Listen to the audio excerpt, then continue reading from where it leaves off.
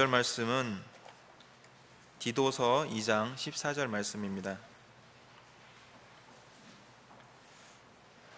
함께 보시면서 또 암송하신 분들은 같이 암송하시겠습니다. 그가 우리를 대신하여 같이 암송하시겠습니다. 그가 우리를 대신하여 자신을 주심은 모든 불법에서 우리를 속량하시고 우리를 깨끗하게 하사 선한 일을 열심히 하는 자기 백성이 되게 하려 하심이라. 디도서 2장 14절 말씀. 아멘. 이 말씀은 예수님과 우리의 관계가 어떤 관계인지를 이 한 절로 정확하게 말씀해주고 있는 그런 말씀입니다. 이 말씀대로 예수님께서는 우리를 대신하여 자신을 주셨죠. 죽을 우리 대신에 예수님께서 죽으셨다는 말씀입니다. 죄값을 치러야 마땅한 우리 대신에 그 예수님의 생명을 우리의 죄값으로 치르셨습니다. 그렇기 때문에 우리는 예수님께 생명을 빚진 사람들이 되는 것입니다. 예수님께서 우리 죄를 대속하신 그 은혜 때문에 우리는 불법에서 벗어나게 되었습니다.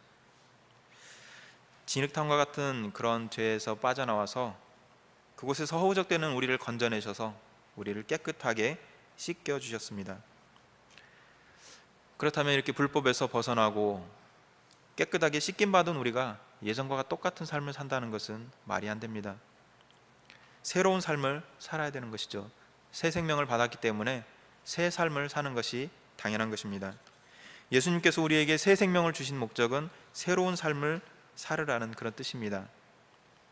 오늘 말씀에서 예수님께서 우리에게 주신 이 새 삶의 모양이 잘 드러나고 있는데요, 선한 일을 열심히 하라 이렇게 말씀하셨습니다.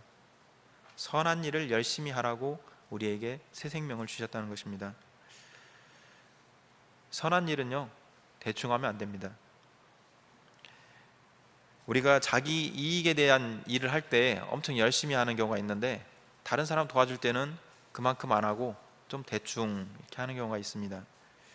선한 일을 대충 한다면 그것은 별로 의미가 없는 그런 일이 되고 맙니다. 자기 이익을 보는 일보다도 훨씬 더 열심히 할 때 그 선한 일을 통해서 예수님의 은혜가 전해지고 하나님의 사랑이 전해지는 것입니다. 선한 일을 정말로 열심히 하면 우리에게 주시는 더 큰 복이 또 뒤에 따라오고 있습니다. 예수님께서는 그렇게 선한 일을 열심히 하는 사람들을 내 백성이다 이렇게 표현하고 계십니다. 바로 예수님 나라의 백성이 되는 것입니다. 예수님을 왕으로 삼아서 예수님을 왕으로 모시고 살아가는 그 백성으로 그 은혜를 누리면서 살아간다는 말입니다. 이 왕 대신 예수님을 모시고 살아가는 이 아름다운 모습, 선한 일을 열심히 하는 하나님 나라의 백성, 이게 바로 예수님과 우리의 관계입니다. 선한 일을 마치 자기 일처럼 나에게 큰 이익을 주는 일보다도 더 열심히 함으로 해서 아름답고 멋진 하나님의 백성이 되시기를 축원합니다. 행복을 갖다가 어떤 수치로 잰다면 혹시 잴 수가 있을까요? 행복을 수치로 잰다. 나는 얼마나 행복할까? 이것을 어떤 숫자로 계산할 수가 있을까요? 말이 안 되는 것 같지만 이게 유엔 산하에 있는 지속가능 발전 해법 네트워크라는 기구가 있는데요, 여기에서 해마다 각 나라들의 행복 지수를 재고 있습니다. 그러면서 그것을 발표하고 있는데 세계 156개국을 대상으로 해서 조사를 해서 그 측정 결과가 2018 세계 행복 보고서라는 것으로 최근에 발표를 했습니다. 각 나라마다 그 국민 행복도를 조사를 해서 그것을 점수로 해가지고 발표를 하는 것인데요, 10점 만점을 기준으로 해서 점수가 나오고 있습니다. 1등인 나라는 어디일까요? 우리나라는 다행히 아니고, 유럽에 있는 핀란드라는 나라가 이 10점 만점 중에서 7.6점을 받아서 1위로 가장 행복한 나라라는 그런 평가를 받았습니다. 그 뒤를 이어서 2등, 3등에는 노르웨이와 덴마크 이런 나라들이 있습니다. 이 나라들은 다 북유럽에 있는 그런 나라들이죠. 선진국이라고 불리는 그런 나라들입니다. 세계에서 가장 최강대국이라고 불리는 미국은 몇 위쯤 했을까 보니까 18위. 그래도 상위권입니다. 그러면 우리 아시아권에서는 유럽이나 미국이 아닌 아시아권에서는 어느 나라가 1등을 했을까 보니까 대만이 이 아시아권 중에서는 가장 높은 26위를 기록했다고 합니다. 이제 우리나라 점수가 궁금한데 우리나라는 보니까 5.9점을 받아서 전 세계 156개국 중에서 57위를 했다고 합니다. 물론 이 숫자로 계산된 것을 절대적으로 믿어야 된다라거나 아니면 그게 어떤 확실한 근거가 된다 이렇게 보기는 어렵겠죠. 그렇지만 이렇게 사람들이 무엇에 행복을 느끼는가를 조사를 해서 발표한다는 것은 그 의미가 있는 것입니다. 뭐 1등한 나라라고 해서 모든 사람들이 다 행복하게 사는 건 아니고 꼴찌한 나라라고 해서 모든 사람들이 다 불행하게 사는 것은 물론 당연히 아닙니다. 그렇지만 그 나라의 분위기가 어떠한가를 우리가 알 수가 있고 그 나라의 정책이 어떤 방향으로 가는가를 알 수 있다는 것이죠. 이 행복지수가 높은 나라들은 국민들을 행복하게 하는 정책들을 계속해서 개발하고 있고 사람들에게 많은 혜택을 주고 있다는 것입니다. 그래서 상위권에 오른 나라들을 보면 이 대부분 나라들이 바로 선진국이라고 불리는 그런 나라들이 상위권에 있습니다. 선진국에 있는 국민들은 조금 더 행복함을 느낀다는 것이죠. 좋은 정책을 세워서 국민들을 행복하게 한다. 사람은 다 누구나 행복한 삶을 살고 싶어 합니다. 마치 본능과도 같이 그렇게 생각을 합니다. 이것은 우리나라의 헌법에도 기본권으로 들어가 있는 내용입니다. 헌법 10조에 이런 내용이 있습니다. 모든 국민은 인간으로서의 존엄과 가치를 가지며 행복을 추구할 권리를 가진다. 이렇게 헌법으로 법에 아예 적혀져 있습니다.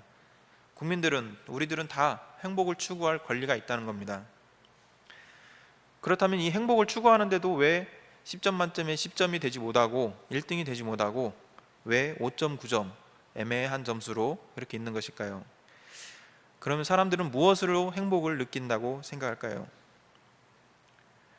단순히 많이 가지고 있다고 해서 행복함을 느끼는 것은 아닙니다. 부자 나라라고 해서 무조건 다 행복한 것은 아니죠. 그런데 사람들은 만족함을 느낄 때 조금 더 행복함을 느낀다는 것입니다. 이 만족함이라는 것은 그런데 끝이 없습니다. 사실 배고픈 사람에게는 음식을 주면 그 음식을 먹고 행복함을 누리지만 그게 계속해서 이어지지 않고 곧 다른 것을 또 만족을 추구하게 됩니다. 더운 사람은 시원한 곳에 오면 행복함을 느끼죠. 자기의 더운 것에 대한 어떤 만족이 채워졌으니까요. 외로운 사람은 사랑하는 사람을 만나면 행복하다라고 느낍니다. 아픈 사람은 건강을 회복하면 행복을 느낍니다. 사람이 자기에게 만족을 느끼면 행복을 느낀다는 겁니다. 근데 그것이 계속해서 유지되지 않고 그것으로 영원히 가지 않는다는 게 바로 문제입니다. 문제가 해결되어서 잠시 잠깐 행복함을 느끼지만 또 다른 문제가 우리에게 기다린다는 겁니다. 살면서 이런 거는 끊임없이 누구나 다 겪는 일입니다. 어제 먹고 배부른 밥이 오늘 배부르지 않은 것처럼 오늘은 또 오늘의 문제가 기다리고 있습니다.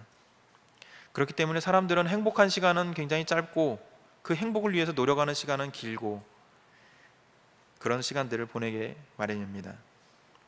우리나라도 바로 그런 시간들을 많이 보내왔는데요. 참으로 급속한 경제 발전을 이룬 나라로 우리나라가 평가받고 있습니다. 우리나라의 1970년대까지도 굉장히 가난한 나라였는데 70년대에 많이 불렀던 노래로 여러분도 잘 아시는 잘 살아보세요라는 노래가 있습니다. 얼마나 잘 살고 싶으면 노래 제목이 잘 살아보세였을까요? 가사 1절 가사가 이런데요. 잘 살아보세 잘 살아보세 우리도 한번 잘 살아보세 금수나 강산 어여쁜 나라 한마음으로 가꾸어 가면 알뜰한 살림 재미도 절로 부귀영화는 우리 것이다. 잘 살아보세 잘 살아보세 우리도 한번 잘 살아보세 뭐 이런 노래였던 것 같죠. 70년대는 그렇게 잘 살고 싶었습니다. 잘 살면 배고픔이 해결되면 돈을 많이 벌면 행복할 줄 알았던 것이죠. 지금 그때하고 비교하면 70년대와 비교하면 2018년에 지금의 대한민국은 경제적으로는 비교할 수 없는 엄청나게 부유한 나라가 되었습니다. 그렇다면 잘 사는 목적은 이루었는데 그때보다 더 행복한가? 이것을 우리가 놓치고 있다는 겁니다. 잘 사는 만큼 더 행복하십니까? 자신 있게 말하기는 좀 어려운 부분들이 있죠. 좋았던 부분들이 그때 오히려 더 좋았던 부분도 있다, 이렇게 말씀하시는 분들도 있습니다. 어떤 분들은 어려웠던 그 시절에는 정이 있었다, 사람들 간에 서로 정이 있었기 때문에 오히려 지금보다 더 끈끈한 그런 삶을 살았다, 그때가 오히려 더 그립다, 이렇게 말씀하시는 분들도 있습니다. 많은 것들이 좋아지고 또 편리해졌지만 이제는 그것으로 인해서 더 이상 행복을 느끼지 않고 또 다른 것으로 만족을 느껴야만 행복하다고 생각하는 겁니다. 다른 만족을 찾아서 계속해서 움직이고 있다는 겁니다. 이것을 벗어나는 것은 참으로 어려운 것 같습니다. 사람이 가지고 있는 이 욕심은 영원히 만족하지 않기 때문에 그렇습니다. 러시아의 대문호라고 평가받는 톨스토이의 단편소설 중에 사람에겐 얼마만큼의 땅이 필요한가라는 짧은 소설이 있습니다. 이 소설에는 바흠이라는 소장농이 주인공인데요, 아주 적은 땅을 가지고 있는 이 소장농은 적은 땅을, 자기 땅을 가지고 보니까 더 많은 땅을 가지고 싶은 그런 욕심이 들어왔습니다. 언제나 더 많은 땅을 가질 수 있을까, 그렇게 고민하고 있지만 돈이 없었기에 그 일은 너무도 먼 미래의 일이었습니다. 그런데 어느 지역에서는 땅을 굉장히 싼 값에 살 수 있다는 그러한 소문을 바흠이 듣습니다. 대신에 그 지역에서는 땅값을 독특하게 치르는데요, 값은 똑같이 치르지만 그 땅 면적은 자기가 하루 동안 걸어 다닌 그만큼을 땅을 준다는 겁니다. 그래서 바흠은 그곳으로 갔습니다. 그곳에 갔더니 말 그대로 돈을 내고 하루 동안 걸어 다니면 그 땅을 다 주겠다는 겁니다. 대신에 조건이 하나 있었는데 처음 출발한 곳으로 돌아와야, 해가 지기 전에 돌아와야만 그 땅을 주겠다는 겁니다. 만약에 돌아오지 못한다면 줬던 돈은 그냥 그대로 날아가는 것이죠. 바흠은 그 말을 듣고 최대한 많은 땅을 가지고 싶었습니다. 그래서 열심히 걸어갔습니다. 그래서 반나절쯤 갔을 때 이제 반나절 왔으니까 이제는 돌아가야 되겠다라고 생각했는데 눈앞에 저 멀리에 정말로 비옥한 땅이 보이는 겁니다. 저 땅만큼은 가져야겠다, 저기까지만 가자, 갈 때 조금만 빨리 걸어가면 되겠지. 이렇게 한 걸음 한 걸음 걷다 보니까 이제는 도저히 걸어가서는 돌아갈 수 없는 그곳까지, 먼 곳까지 가고 말았습니다. 여태까지 걸어온 그 많은 땅을 그대로 놓치기가 싫었습니다. 그래서 이제는 돌아가는 길에 열심히 뛰어서 가기로 결심을 합니다. 너무나 멀리 갔던 이 바흠은 정말로 열심히 뛰어서 해가 지기 전에 출발했던 그곳으로 돌아왔지만 가는 길에 신발도 벗어던지고 무거운 옷도 벗어던지고 정말로 열심히 뛰어서 도착했지만 그만 너무 무리한 바람에 심장마비로 죽고 맙니다. 이 땅을 파는 주인이 그 바흠을 묻어주기 위해서 반평 정도 넓이의 무덤을 팝니다. 이 바흠에게 필요한 땅은 그가 묻힐 반평 정도의 땅이 전부였던 것입니다. 사람의 만족을 찾기는 참으로 어렵습니다. 복음성가 중에 이런 노래가 있습니다. 사람을 보며 세상을 볼 땐 만족함이 없었네, 나의 하나님 그분을 뵐 땐 나는 만족하였네. 하나님을 볼 때만 우리에게 만족이 있다는 것입니다. 하나님께서만이 우리의 진정한 만족을 채워주신다는 뜻입니다. 하나님께서는 우리의 겉이 아닌, 우리의 껍데기가 아닌 우리의 영혼을 채워주십니다. 11절 말씀에 여호와가 너를 항상 인도하여 메마른 곳에서도 내 영혼을 만족하게 하며, 여호와께서 우리를 항상 인도하신다 말씀하십니다. 우리가 이 하나님을 의지하고 하나님께서 우리를 인도하시기 때문에 우리가 메마른 땅, 그 각박한 곳에서도 만족을 누릴 수 있다라고 말씀합니다. 팍팍하고 힘든 현실 속에서도 그 현실이 아닌 우리 영혼에 채워주시는 하나님의 만족으로 인해서 이 하나님을 뵐 때 진정한 만족을 누린다는 것입니다. 하나님께서는 어떤 상황에서도 우리에게 만족을 주실 수가 있습니다.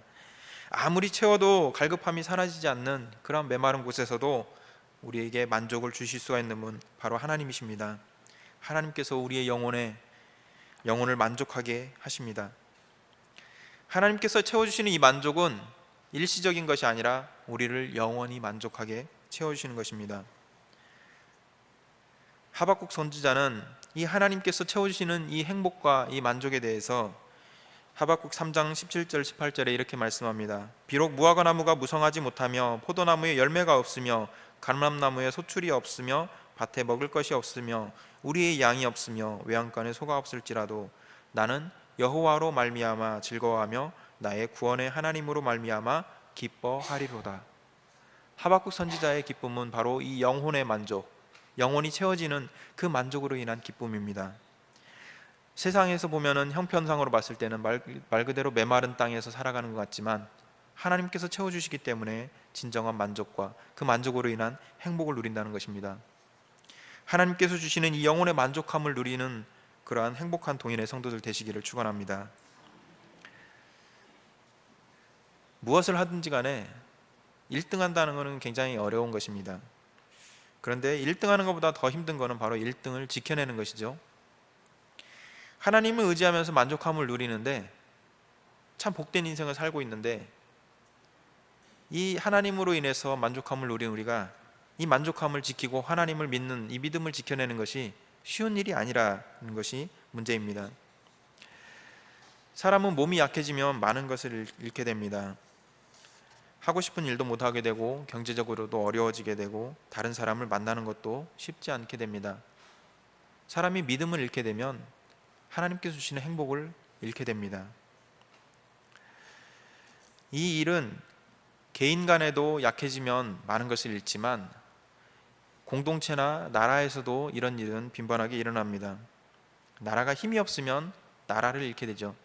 많은 것들을 빼앗기게 됩니다. 오늘이 73주년 광복절인데요.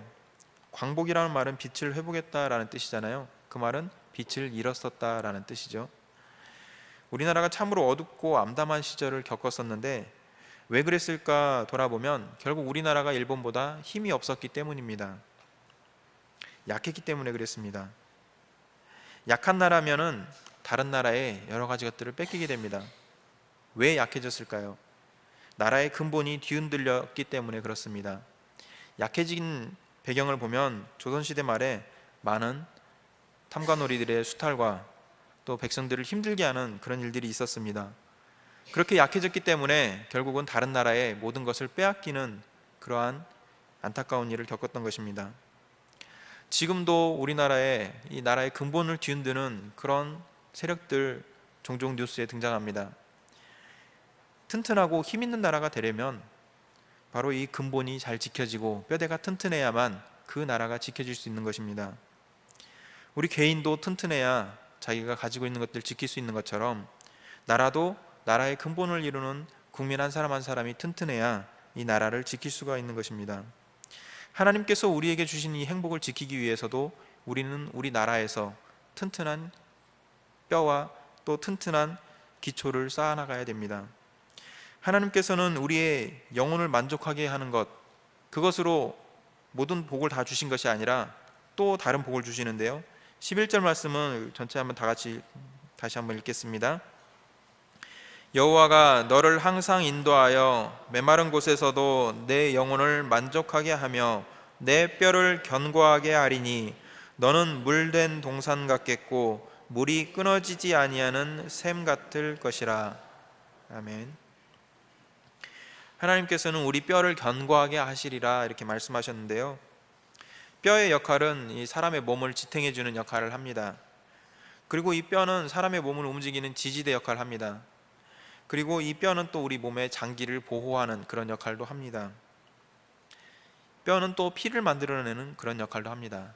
뼈가 없으면, 뼈가 약하면 그 사람은 약한 사람이 되고 맙니다. 몸 전체가 뼈가 약한 것으로 인해서 다 약해지는 것이죠.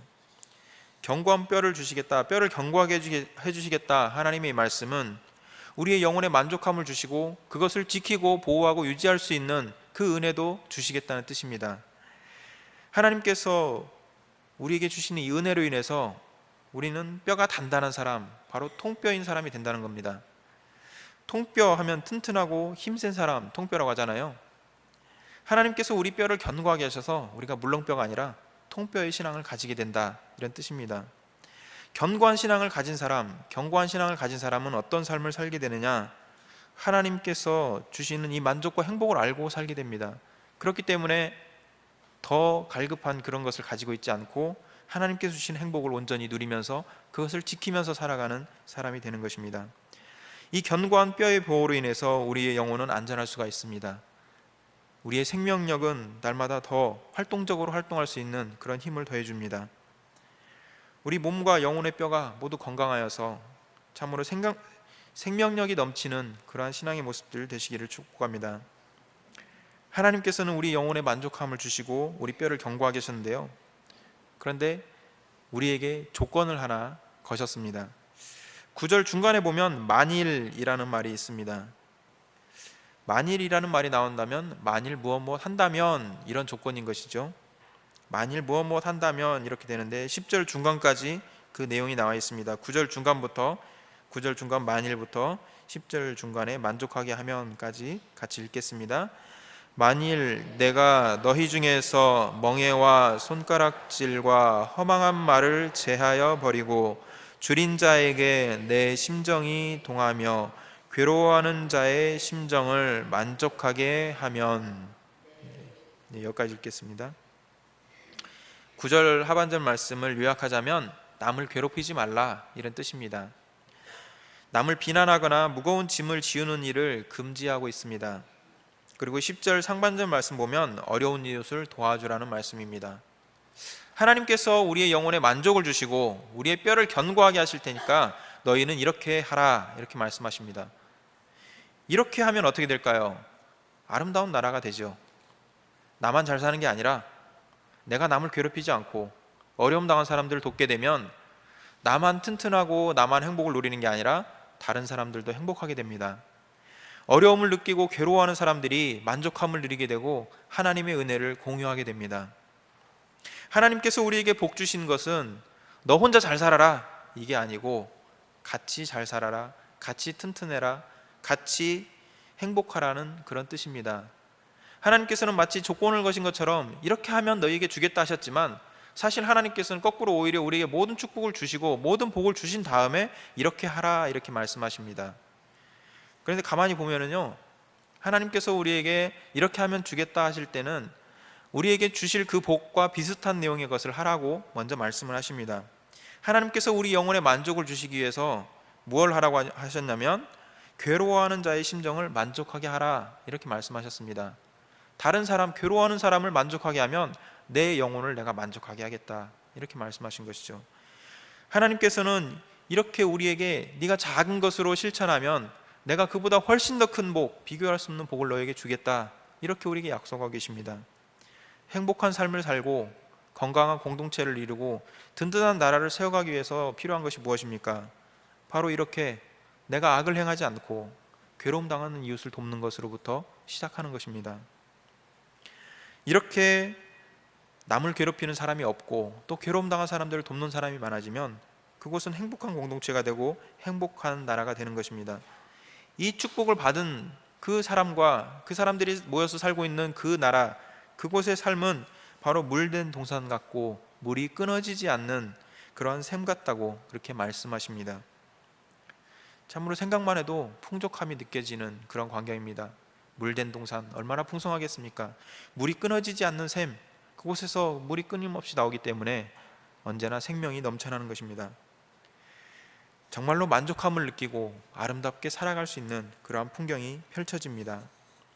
12절 말씀 보면 하나님께서 주시는 이 복은 대를 이어서 계속해서 이어질 것임을 말씀하고 있습니다. 황폐한 곳과 파괴된 곳과 무너진 데가 다 회복된다, 이렇게 말씀하고 계십니다. 하나님께서 주시는 영혼의 만족함으로 행복함을 누리며 또 뼈가 견고한 그러한 신앙을 가지고 다른 사람들을 돕는 그 사람들로 인해서, 다른 사람들을 살피는 그 사람들로 인해서, 괴로움에 빠진 자들을 만족하게 하는 그 사람들로 인해서 바로 이 황폐한 곳과 파괴된 곳, 무너진 곳이 다 회복된다고 말씀하십니다. 참으로 물된 동산 같고 물이 끊어지지 않는 아름다운 샘과 같은 그런 모습입니다. 누가 그런 모습입니까? 바로 우리가 그런 모습입니다. 하나님의 뜻을 따라서 이웃을 사랑하는 바로 우리가 그런 모습인 것입니다. 물된 동산 같고 물이 끊어지지 않는 샘과 같은 모습입니다. 하나님의 복을 받아서 영혼의 만족을 누리면서 뼈가 견고한 우리가 바로 그러한 사람들입니다. 그런 우리를 통해서 이 땅이 회복되고 다시는 무너지지 않는 기초가 세워지고 다시는 빛을 잃지 않는 그런 건강하고 튼튼한 나라로 세워질 것입니다. 하나님께서 주시는 영혼의 만족함으로 인해서 행복한 삶을 사시기 바랍니다. 또 뼈를 견고하게 하시는 이 하나님의 복을 받으시기 바랍니다. 이 행복을 받고 이 견고한 믿음의 복을 받아서 참으로 이웃을 사랑하며 나라를 굳건하게 세우는 아름다운 신앙인 되시기를 주님의 이름으로 축복합니다.